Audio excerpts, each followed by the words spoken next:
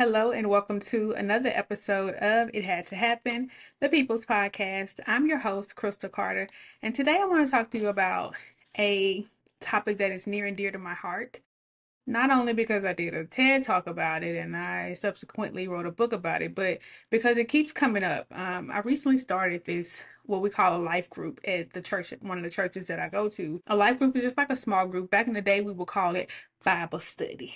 Wednesday Bible study, and I literally hosted a Wednesday Bible study on the subject of forgiveness. And I wanted to share a few things with you about forgiveness because I find that a lot of us don't realize that by harboring unforgiveness, that we've actually walked away from God. Like it's separating us from God. It is. It doesn't feel like it, but I do have some backup scriptures that will support um, this notion. So before we get into it, let's define forgiveness. Now, this is my definition.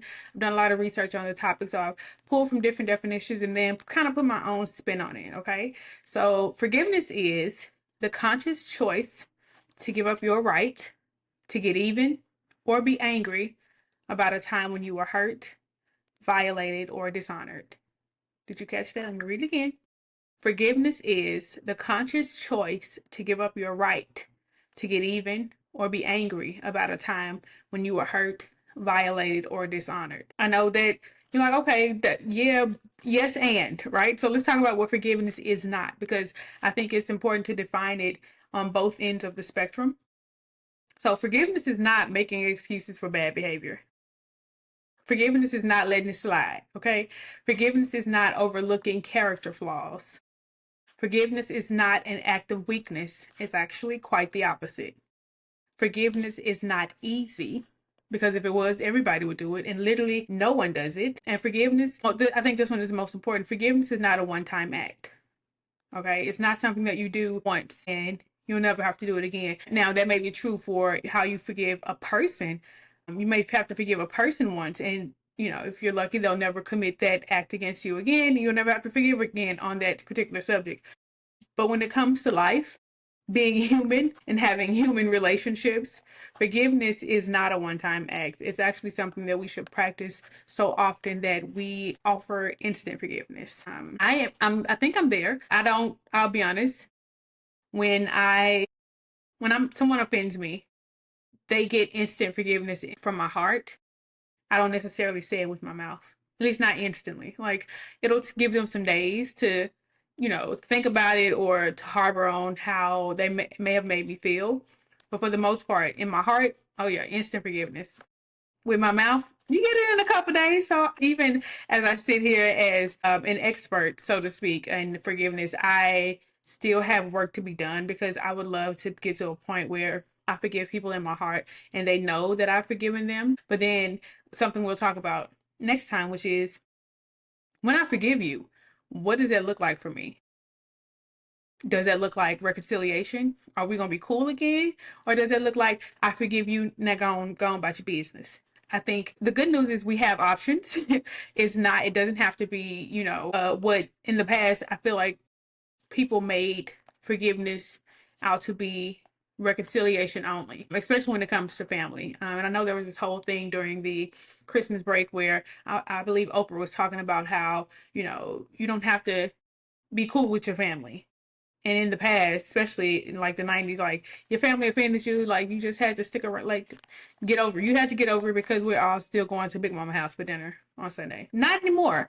We're in a space where we actually have options. We actually have choices that we can make that are best for us without considering how it will make anyone else feel, honestly. So a couple of scriptures I want to bring to your attention on the subject of forgiveness.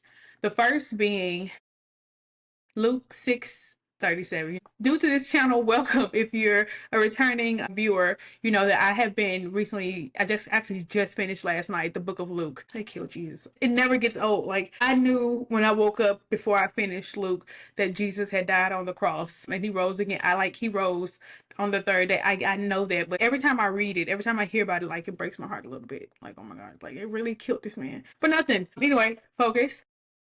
Luke 6:37 says, forgive and you will be forgiven.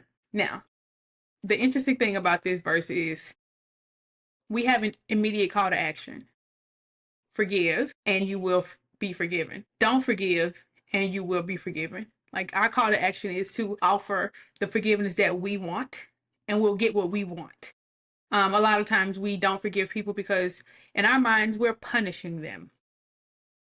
In their minds, they forgot that they even offended you. You're mad about something that they did last week, a year ago, 10 years ago, 15, 30 years ago. They don't even know that you're still hurt. Forgiveness is not releasing them. It's not giving them a pass. It's actually releasing yourself. When I did my TED Talk, I used this quote from Louis B. Smedes, and the quote is like, it still sits heavy on my heart to this day. The quote says, "To forgive is to set a prisoner free, only to find out that the prisoner was me." You're a prisoner of your own unforgiveness. Forgive them so you can be free. Forgive them so you can create space and capacity to be who you were called to be in this season, instead of being stuck in that season where they hurt you. As I, go deeper into the psychology of things, unforgiveness weighs on you, like physically weighs on your body. It shows up in your body as tense shoulders. Like, relax your shoulders right now. Just, well, you didn't even realize you were struggling. You didn't realize you were so tense. Take a deep breath and put your hand over your heart, and just, sometimes we don't even realize that those negative emotions that we hold actually have a physical effect. Another verse I want to bring your attention to is that sometimes my algorithm has been in the rhythm of I think it's called The Tonight Show, where the lady Kitty, she always coming with some biblical yeah. And, people come and they'll say, my friend did this, my husband did. Like, whatever your betrayal or whoever is responsible for your negative emotions, it's not new. You know what I mean? The situation may be new for you, but that level of betrayal is not new. The Bible is full of betrayal. Now, we can start with Jesus and work our way down. Judas and Jesus, he sat at my table, he ate my food, he kissed me. Like, hit me with a love you, bro, and still betrayed me. Betrayal is not it's not new. Go read Psalms 55 verses 12 through 14.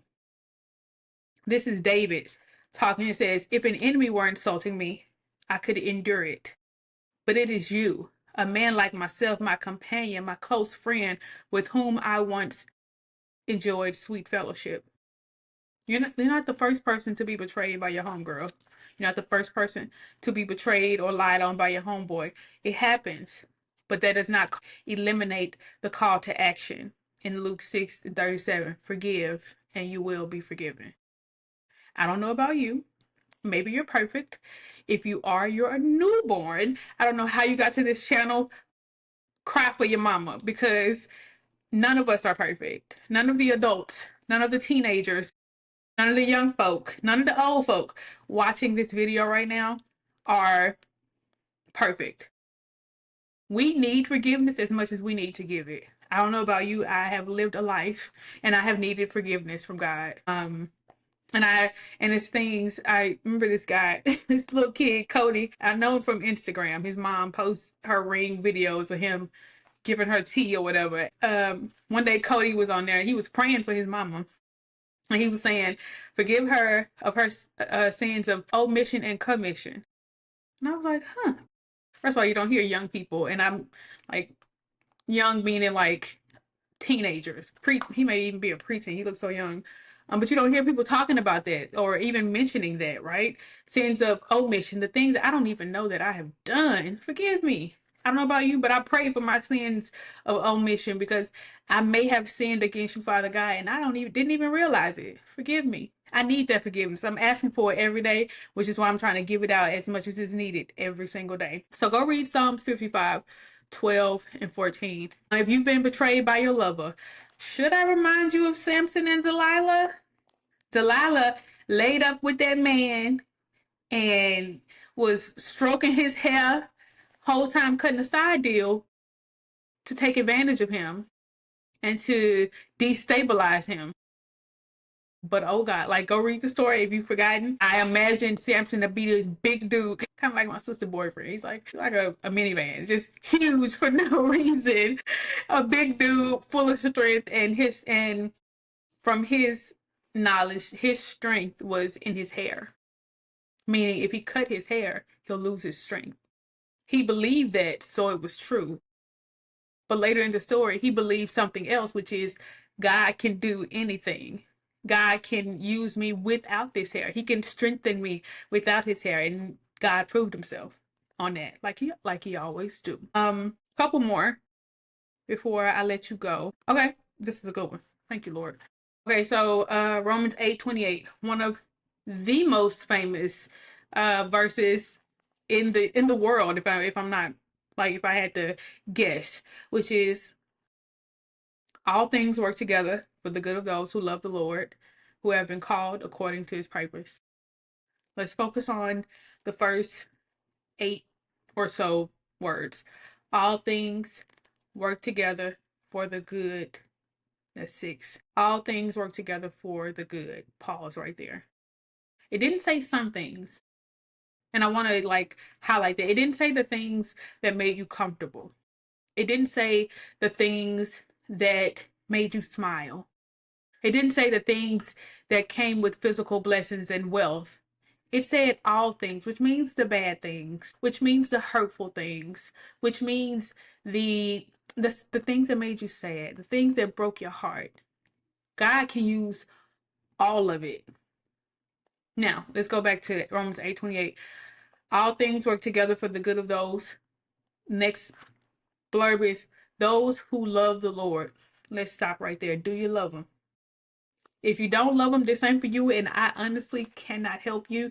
I can try to lead you to the water, but I can't make you drink. Do you love him? If you're looking at this and you say, yes, I love God, then all things, you have to believe that all things work together. You can't love him and not believe in him.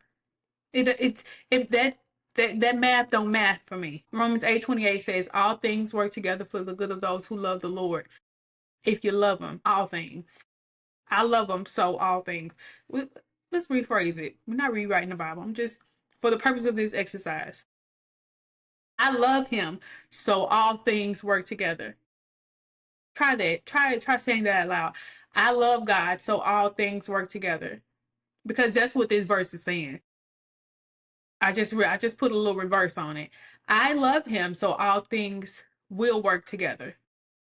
And here's the thing: the gag is, if you take a moment, if you take a moment and reflect on your life, like literally sit down with your notebook, jot some things down, you will realize that things have been working together for your good for the whole time. The whole time. Because you love him. That also applies to the painful things. And I want us, and here's the thing: once you realize that even the painful things work together for your good, it's so much easier to forgive people. Cause you almost want to look at them like, I appreciate you. You know what? It happened. I wholeheartedly forgive you because God saw it as a win. Don't look at my nails, y'all. My daughter decided to do my nails.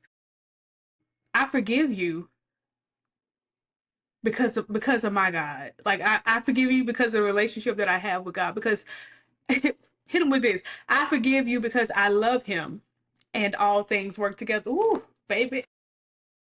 It makes it hard to even hold on to the animosity, hold on to the anger, hold on to the pain. Like, nah, like I forgive you because I love God and all things work together. Now we can't just disregard the rest of it.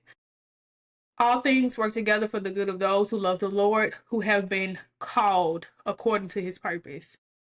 If you love him in your relationship, there's a calling. You just gotta listen. Maybe unforgiveness is cotton balls in your ear right now.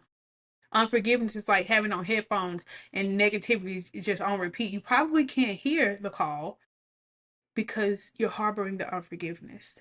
I encourage you, friends, to start the process of forgiving. And it's in my Bible study group. This is like a 6-week program, right? It's not something that you just like, yeah, I'm gonna forgive you and that's that.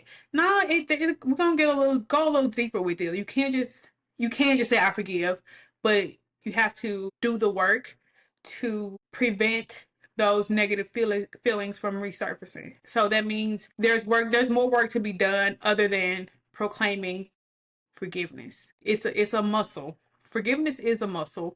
First time you've heard it here first, folks. Forgiveness is a muscle that we must exercise in order for it to grow, in order for it to be strong.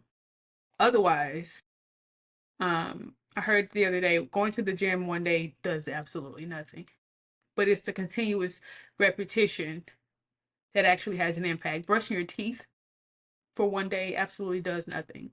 But over time, if you continue to brush your teeth and take care of your oral hygiene, that prevents large dental bills in the future. You know what I'm saying? It prevents pain in the future. Forgiveness today and practicing forgiveness. I mean, you can practice, start small. That lady that cut you off in traffic, I forgive you. Because here's the thing, you never know. I learned this last week. You never really know. Well, I was reminded this last week. You never know what people are going through. She cut you off in traffic. She could have been rushing to her sick baby.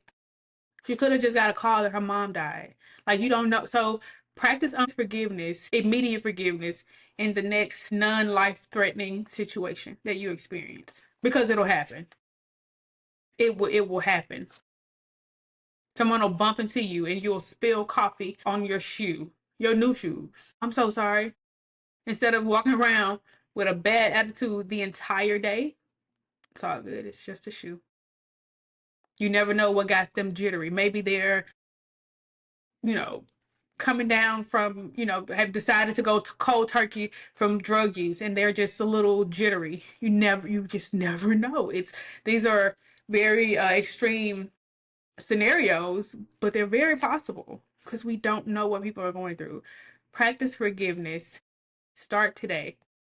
And in the next few videos, I'll share some practical steps that you can take to making this not only a habit, but a part of who you are. And because forgiveness will show up when you show up, so will the Spirit of God. I love you, fam. Talk to you later. Peace.